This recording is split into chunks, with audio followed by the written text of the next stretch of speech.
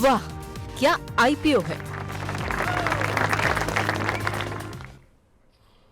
वाह क्या आईपीओ है। जी हाँ, ये हमारी खास पेशकश। पिछले कुछ दिनों में जिस तरह की शानदार लिस्टिंग, जिस तरह के सब्सक्रिप्शन के आंकड़े देखने को मिले हैं, अब हर कोई कह रहा है वाह क्या आईपीओ है, और किस तरह अच्छे खासे रिटर्न आप लोगों को मिल रहे हैं। कुछ लोगों की शिकायत है कि उनके आईपीओ लगते ही नहीं हैं। तो देखते हैं, अब शरद जी से पूछते हैं भाई ऐसा कौन सा नुस्खा, कौन सा मंत्र है जिसके जरिए जो है आईपीओ मिल सकते हैं। लेकिन आज की इस चर्चा को शुरू करें, पहले हमारे साथ जो सहयोगी उनसे आपको रूबरू कराते हैं। हमारे साथ विवेक मित्तल हमारे सहयोगी जो है जुड़ चुके हैं, और सुबह सुबह ये आपके लिए लेकर के आते हैं बीच बाजार 10:30 बजे, और तमाम आपके प्रश्नों के उत्तर दिए जाते हैं, तमाम विषयों पर बातचीत होती है, कौन से सेक्टर चलेंगे, कौन से शेयर चलेंगे, तमाम चीज़ों को लेकर के। लेकिन आज जो वो बताएंगे कि आईपीओ बाज़ार में क्या हलचल देखने को मिल रही है। तो विवेक जी आप बताइए ज़रा, क्या जो है आज से एक नया आईपीओ खुल गया और आईपीओ बाज़ार पर लोगों का उत्साह काफ़ी ज़्यादा बढ़ा हुआ है, और देख रहे हैं हर कोई आईपीओ पहले ही दिन जो है वो हो जा रहा है सब्सक्राइब। ऐसे नंबर्स कभी जो है देखने को मिले नहीं थे। अभी तक की स्थिति क्या दिखाई दे रही है, और आज कौन सा आईपीओ खुला हुआ है नया, उसके बारे में थोड़ी डिटेल बताइए। शुक्रिया विपुल जी और नमस्कार शरद सर। अगर हम देखें तो मनबा फाइनेंस इसका आईपीओ खुला हुआ है, आज से खुला रहेगा और ये 25 सितंबर तक खुला रहेगा। प्राइस बैंड 114 रुपये से 120 रुपये प्रति शेयर का है। आईपीओ से कंपनी करीब 151 करोड़ रुपए जुटाने की योजना बना रही है, और ये जो पूरा आईपीओ ये फ्रेश इक्विटी है, तो यानी कि नए शेयर ही जारी होंगे, इसमें ओएफएस रूट नहीं है। इंपॉर्टेंट चीज़ ये है कि आज 11:15 बजे तक का जो अपडेट है, इसमें आईपीओ करीब 6.5 गुना तो खुलते ही भरा जा चुका है। तो ये 6.5 गुना सब्सक्राइब हो गया है। बिल्कुल। तो ये एक नया मामला है। कारण क्या मानते हैं, क्या लोगों को इतने पैसे, मतलब इतने मुनाफे मिल रहे हैं इस वजह से? पहले लगता था 2-3 दिन के एक, मतलब दूसरे दिन जा करके लगता था, कई बार तो ये भी होगा कि आखिरी दिन भी सब्सक्राइब हो पाएगा कि नहीं। अब पहले दिन अगर 6-6 गुना सब्सक्राइब हो रहा है। जी आगे बताइए आप। बिल्कुल। तो विपुल जी यही स्थिति है इस समय। आईपीओ में किसी की एप्लीकेशन आना आजकल लॉटरी का टिकट लगने जैसा हो गया है। तो और स्थितियां क्यों हैं? क्योंकि जो ग्रे मार्केट प्रीमियम है वो इश्यू प्राइस का जो प्राइस बैंड है उसका जो हाईएस्ट प्राइस है, यानी कि 120 रुपये, 114 से 120 की रेंज है, 120 के भी 50% प्रीमियम पर ग्रे मार्केट प्रीमियम अभी चल रहा है, यानी कि 60 रुपये प्रति शेयर का ग्रे मार्केट प्रीमियम चल रहा है। तो इसी से स्थिति लगाई जा सकती है कि आजकल ग्रे मार्केट प्रीमियम जितना ज़्यादा होता है उतना तेज सब्सक्राइब होता है। वही इस आईपीओ के साथ भी हो रहा है, इन्हीं आईपीओ के साथ भी हो रहा है। तो चलिए, सब्सक्रिप्शन के आंकड़े तो ऐसे दिखा रहे हैं कि काफ़ी, और खासतौर से ग्रे मार्केट प्रीमियम के आंकड़े भी ये दिखा रहा है कि 120 रुपये का अपर प्राइस बैंड है, 60 रुपये के आसपास का ग्रे मार्केट प्रीमियम है। तो ये दिखा रहा है कम से कम 50% के आसपास का प्रीमियम तो मिलना चाहिए, और ये तब हालत है जब आज पहला दिन है, अभी 2 दिन बाकी हैं। शरद जी कैसे दिख रहे हैं आईपीओ बाजार के, जो जिस तरीके से धूम धड़ाका मचा हुआ है, आपकी क्या टिप्पणी होगी? मनबा फाइनेंस पैसे लगा दें क्या सर? आज पहला दिन है। जी, तो देखिए, अगर आप कंपनी को देखेंगे, ऑब्वियसली जिस तरह का इसका बिजनेस है, electric 3 wheelers, electric 2 wheelers, 3 wheeler 2 wheeler segment में फाइनेंसिंग है। इनफैक्ट यूज का स्मॉल बिजनेस लोन्स और पर्सनल लोन्स में भी फॉरवर्ड इंटीग्रेशन कंपनी कर रही है। अच्छा बेस बना हुआ है। 1998 के आसपास से कंपनी का काम है। अगर आप फाइनेंशियल्स भी देखेंगे तो 973 करोड़ के आसपास का सेट है। एक डिसेंट ग्रोथ हमें पिछले 2 फाइनेंशियल ईयर्स में देखने को मिली है। अच्छा रेवेन्यू है कंपनी का 151 करोड़ के आसपास का। अगर आप देखें तो लगभग 100% की ग्रोथ हमें, ऑलमोस्ट 90% की ग्रोथ हमें लास्ट 2 फाइनेंशियल में देखने को मिली है। तो कंपनी का परफॉर्मेंस अच्छा है। और अगर आप कंपनीज की रिपोर्ट्स देखें, मैं एमजीएल और आईजीएल की रिपोर्ट्स को देख रहा था, तो उनका वहां पर भी मैनेजमेंट का डिस्कशन यही निकल के आया था कि साहब, बॉम्बे और दिल्ली में भी जिस तरह से हीरो और बजाज और टीवीएस के जो सीएनजी व्हीकल्स आ रहे हैं, उससे उनको भी फायदा है। तो अच्छे खासा मार्केट एक्सपेंशन है 2 व्हीलर स्पेस के अंदर और 3 व्हीलर स्पेस के अंदर, और मार्केट सभी के लिए है। और अभी क्या है, लो इंटरेस्ट रेट रेजिम आएगा और हाई ग्रोथ ट्रेजेक्टरी दे, गोल्डीलॉक सिचुएशन बनेगी, तो हो सकता है कि इस तरह की कंपनीज अपने लिमिटेड स्पेस में भी अच्छा परफॉर्म करे। तो बिल्कुल हो सकता है लिस्टिंग गेन के लिए बिल्कुल इसको अप्लाई किया जा सकता है। और जहां तक बात आपने की ओवर सब्सक्रिप्शन की, देखिए बाजार लिक्विडिटी को के हिसाब से चलता है। इस वक्त ओवर लिक्विडिटी है बाजार के अंदर, और एक सबसे बड़ा कोई इंडिकेटर नहीं होता है बाजार में, सबसे बड़ा इंडिकेटर होता है सेंटीमेंट, कि बाजार का सेंटीमेंट क्या है। फाइनेंशियली चाहे कितनी भी अच्छे फंडामेंटल्स हो बाजार के, चाहे कितना भी अच्छा इकोनॉमी परफॉर्म कर रही हो, अगर सेंटिमेंट अच्छा नहीं है इन्वेस्टर्स का तो पैसा नहीं आता है। लेकिन अगर सेंटिमेंट अच्छा है तो वो बाजार ओवर वैल्यूड हो, whatever be the situation, investor अपना पैसा डालता है। और वैसे ही कुछ देखिए विवेक जी डिस्क्राइब कर रहे हैं और अभी विपुल जी लगातार देख रहे हैं कि उस तरह का मूव हमको देखने को मिल रहा है। लगातार ओवर सब्सक्रिप्शन और गैप और जो है लिस्टिंग गेन्स हमें देखने को स्टॉक्स में मिल रहे हैं, बारिंग अ फ्यू। जी, तो पैसे लगा दें सर? बिल्कुल लगाने चाहिए सर। तो लिस्टिंग के लिए लगाएं या फिर लॉन्ग टर्म के लिए लगाएं, क्या सोच करके पैसे लगाने चाहिए सर? लिस्टिंग के लिए लगाएं, लॉन्ग टर्म के लिए ना लगाएं, क्योंकि लॉन्ग टर्म के लिए ना लगाएं, लिस्टिंग के लिए लगाएं। वो भी देखिए मैं यूफोरिया को प्ले कर रहा हूँ, कॉम्पिटिटिव इंटेंसिटी बहुत ज्यादा है इस सेगमेंट के अंदर। अगर आप देखें तो जो कंपनी इस सेक्टर के अंदर काम कर रही हैं, बट इवन देन जिस तरह का ओवर सब्सक्रिप्शन है, मुझे लगता है कि अच्छा लिस्टिंग गेन इस कंपनी के अंदर मिलना चाहिए। लिस्टिंग गेन लेकर के निकल जाएं, स्टॉक को कंसोलिडेट होने दें, देख लें, इसके बाद दोबारा लॉन्ग पोजीशन बनाएं। ठीक है सर। इस बीच बहुत सारे दर्शक जो है पिछले कार्यक्रम में जो है वाक्य आईपीओ में शिकायत कर रहे थे, एसएमई आईपीओ आप डिस्कस नहीं करते हैं। कल से डिस्कस करना शुरू करेंगे सर। समय की थोड़ी सी कमी हो जा रही है और अब मेन बोर्ड में इतने आईपीओ हो जाते हैं, कई बार समय नहीं मिलता। लेकिन आज बहुत सारे सवाल आए हुए हैं, तो कुछ एक सवाल ले लेते हैं, उसके बाद से कल की लिस्टिंग के बारे में बात करते हैं। सर 2 सवाल पहले ले लेते हैं फटाफट। मनीष पाटिल जी बहुत देर से जो है कार्यक्रम शुरू होने से पहले से ही पूछ रहे हैं, एलाइड ब्लेंडर के आईपीओ में जो इनको शेयर लगे थे अभी भी ये होल्ड कर रहे हैं, कह रहे हैं कि लंबी अवधि के लिए इसे होल्ड कर सकते हैं क्या, अभी क्या करना चाहिए? और दूसरा, हाल की लिस्टिंग है पीएनजी ज्वेलर्स की और उसमें हमने देखा है कि अभी जो है काफ़ी अच्छा मोमेंटम बना हुआ है, 804 का लेवल है, 10% का अपर सर्किट लग गया है। लेकिन ये शेयर लिस्टिंग के बाद से काफ़ी तेज़ी से गिरा था।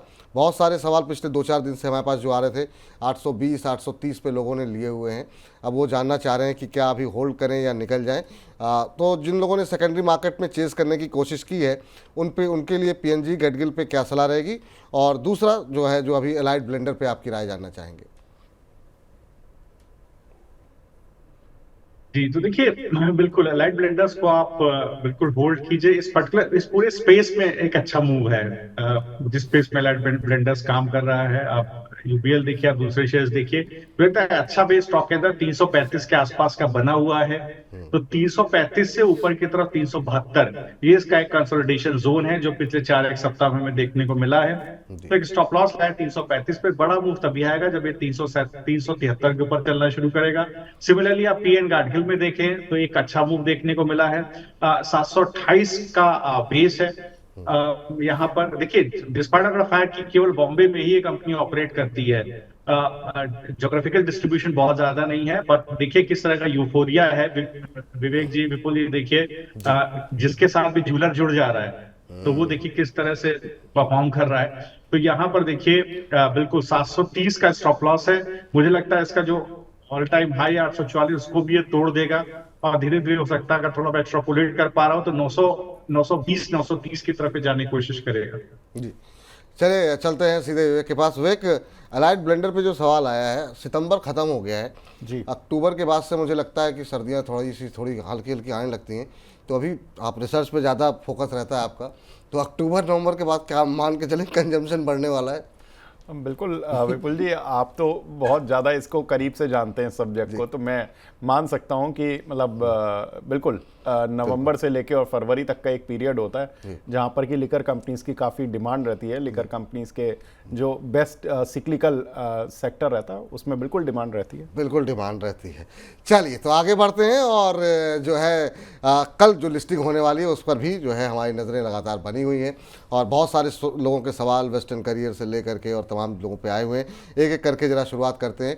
क्या कुछ आंकड़े कह रहे हैं और अभी भी ग्रे मार्केट में क्या कुछ प्रीमियम चल रहा है, बताइए विवेक।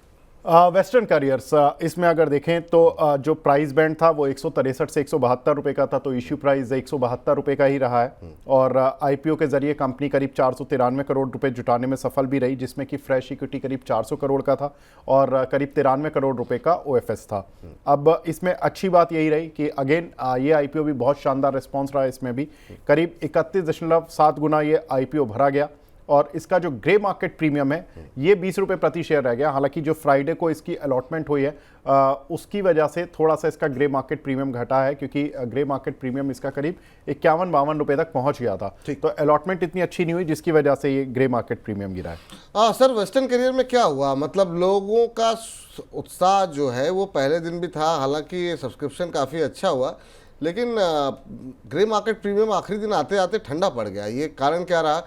क्या कुछ लोग ये कह रहे हैं कि शायद इस क्षेत्र से, ऐसी क्षेत्र से जुड़ी हुई कंपनी लॉजिस्टिक्स, जहां पर लोगों का बहुत अच्छे रिटर्न जो है इतिहास में दिए नहीं है इस क्षेत्र ने, तो वो जो है कारण हो सकता है। आपकी सलाह क्या रहेगी वेस्टर्न करियर्स पे लेकर के, और लिस्टिंग के दिन क्या करें वेस्टर्न करियर्स पे? ये बिल्कुल सही कह रहे हैं आप। तो ये बिल्कुल सही बात है कि जिस तरह का बेसिकली लॉजिस्टिक्स बिजनेस के अंदर अगर आप देखें तो कंपनी काम यहाँ पर थोड़ा सा प्रॉफिटेबिलिटी लेट आती है। और इस तरह किसी भी कंपनी ने, अगर आप स्नोमैन देखिए उससे पहले देखिए, तो उसके बाद की कंपनीज में मुझे ऐसा कोई ऐसा कोई नाम याद नहीं जिसमें लिस्टिंग बहुत ज्यादा आए हो या परफॉर्म बहुत अच्छा रहा हो। अगर कंपनी का परफॉर्मेंस भी देखें तो रेवेन्यू कुछ खास ग्रोथ पिछले 2 साल में देखने को नहीं मिली है। 1475 करोड़ से रेवेन्यू बढ़ के 1690 करोड़ के आसपास हुआ है।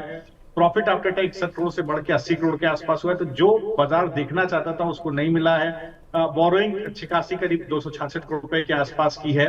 तो यहाँ पर बिल्कुल देखिए डेट टू इक्विटी 0.67 का है। हो सकता है बाजार को ये चीज पसंद ना ही हो और इस वजह से आपको ये देखने को मिल रहा है। और अब थोड़ा सा यहाँ पर ये जरूर है, आप किसी भी कंपनी को देखें, जनरली जो कंपनीज आपको ये देखने को मिल रहा है कि जहां पर टॉप लाइन बहुत अच्छी है, जहां पर करेंट कैपेसिटी 80 से 90% यूटिलाइज्ड है और नए कैपेसिटी एक्सपेंशन के लिए पैसे रेज हो रहे हैं, वो आईपीओ को बाजार ज्यादा पसंद कर रहा है, जो मैं इधर काफी समय से इस चीज को रीड कर रहा हूँ।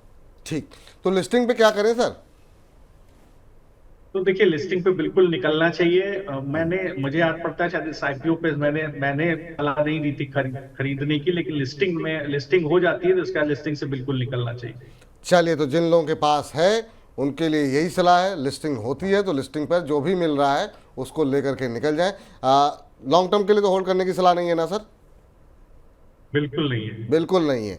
तो जब जो पैसे मिल रहे हैं वो पैसे लेकर के पैसे बचाइए और फिर से जो नया आईपीओ खुल रहा है वहाँ पर पैसे लगाइए, तो हो सकता है वहाँ भी अलॉटमेंट मिल जाए, हो सकता है वहाँ पर जो है आपको अच्छा गेन भी मिल जाए। तो चलिए, अभी भी 2 आईपीओ और हैं और ये सभी कल लिस्ट हो रहे हैं विवेक? बिल्कुल।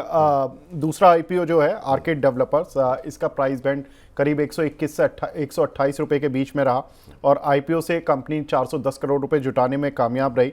अब इसमें अच्छी बात यही थी कि फ्रेश इक्विटी था, तो जिसमें फ्रेश इक्विटी होता है उसमें ज़्यादा सब्सक्रिप्शन आता है, तो आईपीओ को करीब 113.5 गुना तक भरा भी गया। तो एक ज़बरदस्त रेस्पॉन्स इस आईपीओ को मिला है। इसीलिए इसका जो ग्रे मार्केट प्रीमियम है वो 61 रुपये चल रहा है, यानी कि जो इश्यू प्राइस है उससे भी लगभग 50% ऊपर चल रहा है। तो एक अच्छी लिस्टिंग की कल हम उम्मीद कर सकते हैं इस काउंटर से। अच्छी लिस्टिंग की उम्मीद कर सकते हैं। सब्सक्रिप्शन के आंकड़े भी अच्छे रहे, ग्रे मार्केट में प्रीमियम भी अच्छा है और अब तो ये भी हो गया है कि यूएस में ब्याज दरें भी घट गई हैं, तो जो तमाम ब्याज दरों से प्रभावित होने वाले सेक्टर्स हैं, ऑटो, रियल्टी, उनमें और ज़्यादा मोमेंटम है। तो कल हो सकता है कि यहाँ पर जिन लोगों को अलॉटमेंट हो गई उनकी बल्ले बल्ले होते हुए दिखाई दे। सर, क्या करना चाहिए अर्कड़े डेवलपर्स पे? हालांकि इसके नाम को लेकर के बड़ी वो रही दुविधा, आखिरी के 3 दिन तक, तीनों दिन हम और संदीप जी जूझते रहे, अर्कड़े है क्या है, लेकिन शायद आखिर में हम लोग इस कंक्लूजन पे पहुँचे कि अर्कड़े हो सकता है, क्योंकि मराठी शब्द है। जी बताइए सर। तो देखिए ये बेसिकली आप एमएमआर रीजन का अगर रियल एस्टेट देखें तो बहुत ही जबरदस्त हीटेड अप स्पेस है एमएमआर में। और अगर आप देखें तो एक अच्छा ट्रैक्शन अगर आप देखें मैक्रोटेक को मिला हुआ है, इसके अलावा सनटेक रियलिटी को मिला हुआ है, उसी सेगमेंट में अर्काडे भी आता है। अगर आप इसको देखें तो आप देखिए रेवेन्यू ग्रोथ, एक बहुत जबरदस्त रेवेन्यू ग्रोथ देखने को मिली है पिछले 2 साल में, 184% की रेवेन्यू ग्रोथ और प्रॉफिट आफ्टर टैक्स 42% देखने को मिला है। क्योंकि जो एमएमआर की मार्केट है वो बेसिकली कॉर्पोरेट सैलरी मार्केट है और वहां पर जो 3 से 5 करोड़ सेगमेंट वाले प्रॉपर्टीज हैं वो बहुत तेजी से बुकिंग होती है और ये जो है बिल्कुल उसी सेगमेंट में कंपनी काम कर रही है। तो मुझे लगता है बिल्कुल यहाँ पर जरूर एक बार मैं पॉजिटिव रहूंगा। आप गोदरेज प्रॉपर्टीज को देखिए किस तरह का वो गोदरेज प्रॉपर्टीज में है, क्योंकि बेसिकली अगर जबकि सबर्ब्स में गोदरेज प्रॉपर्टी का ज्यादा काम है, बेसिकली सूबों में साउथ बॉम्बे में गोदरेज प्रॉपर्टीज का उतना प्रभाव नहीं है, लेकिन इसके बावजूद आप देखिए गोदरेज प्रॉपर्टीज ने किस तरह से काम किया है। और मैक्रोटेक लोधा को आप देखिए किस तरह का मूव उसके अंदर आया है, जो बेसिकली वो के अंदर काम करता है। तो यहाँ पर बिल्कुल आरकाटे के अंदर मुझे लगता है बिल्कुल एमएमआर रीजन में काम करता है, अच्छा टॉप लाइन का ग्रोथ है, अच्छा प्रॉफिटेबिलिटी का ग्रोथ है। मुझे लगता है बिल्कुल इसको सब्सक्राइब करना चाहिए था, और यहाँ पर आगे लिस्टिंग गेन भी मिलेगा, और हो सकता है स्टॉक आगे चले भी, क्योंकि जैसा आपने सही बात बोला था, बाजार 25 पैसे का जो है इंटरेस्ट रेट का डिस्काउंट कर रहा था, 50 पैसे का नहीं। इसलिए आप देखिए रियलिटी स्पेस में बड़े मूव्स मिल रहे हैं, भले आप देखिए, भले आप दूसरे ओवरऑल रियलिटी देखिए, दूसरे स्टॉक्स देखिए, मैक्रोटेक देखिए, एक अच्छा मूव मिल रहा है। मुझे लगता है ये भी लिस्ट होने के बाद भी हो सकता है कंसोलिडेट करे और फिर ऊपर की तरफ चलना शुरू। चलिए, तो ये होनी है कल लिस्टिंग, ग्रे मार्केट में अच्छा प्रीमियम। सर, अगर ये लिस्ट हो जाए और मान लीजिए कि अभी जो ग्रे मार्केट प्रीमियम है उसके मुताबिक ऐसा लग रहा है कि 180 के आसपास इसकी लिस्टिंग होनी चाहिए, 180 पे लिस्ट होने के बाद क्या फिर से सेकेंडरी मार्केट पे चेस करना चाहिए जिनको नहीं मिला है, और जो लोग लॉन्ग टर्म के हैं उनको क्या स्ट्रेटजी होनी चाहिए? बिल्कुल, देखिए हमेशा आप एक स्ट्रेटेजी बना के चलिए। पहले तो लिस्टिंग पे प्रॉफिट बुक कीजिए, लिस्टिंग के तुरंत बाद पहले स्टॉक उस दिन कंसोलिडेट होता है। अगर उस दिन कंसोलिडेट करके अपनी जो जहां पर लिस्ट हुआ है उसके आसपास उसके ऊपर जाकर के क्लोज हो, तब आप एक अच्छा स्टॉप लॉस लेकर के उसको होल्ड कीजिए। अगर वो उसके ऊपर क्लोज हो रहा है तो आने वाले दिनों में भी अच्छा मूव देगा। आप डे लो का स्टॉप लॉस ला करके बने रहिए, उतना प्रॉफिट छोड़ दीजिए, उतने प्रॉफिट के पीछे मत भागिए। लिस्टिंग होने के बाद काटिए, दिन भर सस्टेन होने दीजिए। अगर लिस्टिंग के ऊपर निकल जाए तो डे लो के स्टॉप लॉस से खड़े होइए, हो सकता है नेक्स्ट डे में आपको और अच्छा तेजी दिखाई दे। चलिए, तो ये रहा है फिलहाल अनकड़े डेवलपर्स पर। और इस सब के बीच में हमसे हमारी एक दर्शक है नीतू त्यागी जी, कह रही है नॉर्दर्न ARC कैपिटल का आईपीओ में मुझे अलॉटमेंट मिल गया है, लिस्टिंग पर क्या करें? आप ही के लिए कार्यक्रम है नीतू जी, इसका उत्तर जो है बिल्कुल जो है मिलेगा। पहले देख लेते हैं ग्रे मार्केट में प्रीमियम क्या है और क्या कुछ नंबर्स रहे हैं, बताइए विवेक। अगर इसका प्राइस बैंड देखें तो 249 से 263 रुपये प्रति शेयर का रहा। आईपीओ से कंपनी 777 करोड़ रुपए जुटाने में भी कामयाब रही, जिसमें कि फ्रेश इक्विटी का बड़ा पोर्शन था, 500 करोड़ का था, और साथ ही ओएफएस भी 277 करोड़ रुपए का था। इसमें जो आईपीओ में ये करीब 117.19 गुना भरा। इसका पीछे कारण ये रहा क्योंकि बजाज हाउसिंग फाइनेंस को जिस तरह का रिस्पांस मिला, उसके बाद एक साइजेबल, अगर हम छोटी कंपनियों में, मझोली कंपनियों में जिस तरह का आईपीओ देख रहे हैं, उसके हिसाब से साइज इसका ठीक है, 777 करोड़ रुपए, जिसमें 500 करोड़ रुपए फ्रेश इक्विटी है, जिसकी वजह से इसका जो ग्रे मार्केट प्रीमियम है वो 128 रुपए चल रहा है। तो करीब करीब ये काउंटर 400 रुपए से ऊपर ये लिस्ट होने की शायद एक्सपेक्टेशन मार्केट कर रहा है। अच्छी लिस्टिंग की उम्मीद कर रहे हैं सर, और सब्सक्रिप्शन के आंकड़े भी काफ़ी अच्छे देखने को मिल रहे हैं। बहुत लोगों को अलॉटमेंट नहीं मिली होगी, लेकिन काफ़ी बड़ी संख्या में लोगों को मिली भी होगी। लिस्टिंग के दिन प्रॉफिट तो बुक करना है, इसके अलावा क्या और स्ट्रेटजी हो सकती है नॉर्दर्न ARC कैपिटल में, और उम्मीद करें अच्छी लिस्टिंग की? बिल्कुल, देखिए बिल्कुल उम्मीद करनी चाहिए अच्छी लिस्टिंग की। बेसिकली एनबीएफसी स्पेस पे जितनी कंपनीज काम कर रही हैं, और ये बेटर पॉइज्ड है, 2009 से कंपनी का बिजनेस है। और अगर आप फाइनेंशियल्स भी जो इन्होंने दिखाए हैं, एक अच्छा रेवेन्यू ग्रोथ 2 साल में दिखाया है, 45% का प्रॉफिट आफ्टर टैक्स करीब 30% के रेट से बढ़ता हुआ दिखाया, डिसेंट है, ठीक है। तो मुझे लगता है एक अच्छा लिस्टिंग गेन इसके अंदर बिल्कुल मिलना चाहिए। स्ट्रेटेजी वही रखिए कि लिस्ट होने पर एग्जिट मारिए, स्टॉक को कंसोलिडेट होने दीजिए, इसके बाद डे लो के स्टॉप लॉस के साथ अगर जहां लिस्ट हुआ है उसके ऊपर जाकर के दिन का क्लोजिंग होने लगे तो 3 सवा 3 बजे आप डे का लो स्टॉप लॉस लेकर के तब दोबारा एंट्री कीजिए। ठीक है सर, ये राय फिलहाल निकल करके आती हुई। और इस सब के बीच में हमारे पास एक दर्शक ने जो सवाल भेजा है, वो सवाल भेजा वंशिका चेटवानी जी ने, कह रही हैं राधे राधे सर जी। राधे राधे आपको भी वंशिका जी। आधार हाउसिंग फाइनेंस आईपीओ के समय से मेरे पास हैं, होल्ड करें या प्रॉफिट बुक कर लें? सर, अभी बजाज हाउसिंग फाइनेंस गया है, इन्होंने आधार हाउसिंग फाइनेंस अब तक होल्ड करके रखा हुआ है। काफ़ी अच्छा मोमेंटम आधार इसमें जो देखने को मिल रहा है। अब आज 6.25% ऊपर। आईपीओ मेरे ख्याल से 300 के आसपास आया था, 500 के आसपास चल रहा है, 492। अभी क्या होल्ड करना चाहिए? मोमेंटम बना हुआ है सर, तो क्या स्टॉप लॉस देंगे आधार हाउसिंग फाइनेंस को लेकर के आप? बिल्कुल, तो देखिए जो इसमें ट्रेंड शुरू हुआ है, करीब आप मान के चलिए करीब 400 60 के आसपास से वो खत्म होता है आपका 548 के पास। तो यहां से मान के चलिए 12-1% की अपसाइड अभी और बनती है। एक स्टॉप लॉस रखिए जो इस वीक का लो है, दैट इज समवेयर अराउंड 470। तो देखिए कंसिस्टेंटली पूरे शो में मैंने ये जरूर जिक्र किया है कि इस वीक के लो के आसपास का स्टॉप लॉस रखिए, क्योंकि थोड़ा सा ओवरबॉट है चीजें और एफआई की बड़ी बाइंग आई है, हो सकता है थोड़ी बहुत प्रॉफिट बुकिंग उसके बाद मिले। तो ये कोई कंफर्मेशन नहीं कि एफआई की बड़ी बाइंग है तो इसके बाद एक तरफा ही बाजार चलेगा, ऐसा हिस्टोरिकली हुआ नहीं है। जी। छोटी मोटी प्रॉफिट बुकिंग रही, कंसोलिडेशन रहा, इसका बाजार चला है। तो 470 पे स्टॉप लॉस रख करके 548 के टारगेट के लिए बिल्कुल बने रहिए। बने रहिए। हालांकि आईपीओ बाजार पर भी बहुत सवाल हैं, स्नेहा साहू जी के, प्रेम कुमार जी के, रितु सिंह जी के, लेकिन अब कल ले लेंगे। अभी को मतलब आईपीओ में आपने लगाए हुए थे तो अभी तो आप लोग होल्ड कर ही सकते हैं। अब टॉलिंस टायर के आप होल्ड ही कर रहे हैं, सीजल इंडिया कब से होल्ड कर रहे हैं, कल डिस्कस कर लेते हैं, आज समय थोड़ा ज़्यादा हो गया। विवेक बहुत बहुत शुक्रिया, बहुत बहुत धन्यवाद आपका आज की इस चर्चा में जुड़ने के लिए। तो अब इस सेगमेंट को यहाँ पर समाप्त करते हैं। वाह, क्या आईपीओ है। शेयरों पर एचडीएफसी स्काई के इन हाउस एक्सपर्ट्स की राय जानने के लिए अभी डाउनलोड करें एचडीएफसी स्काई ऐप, जहां पर आप शेयरों पर रिकमेंडेशंस भी ले सकते हैं। ऐप डाउनलोड करने के लिए स्क्रीन पर दिए क्यूआर कोड को स्कैन करें।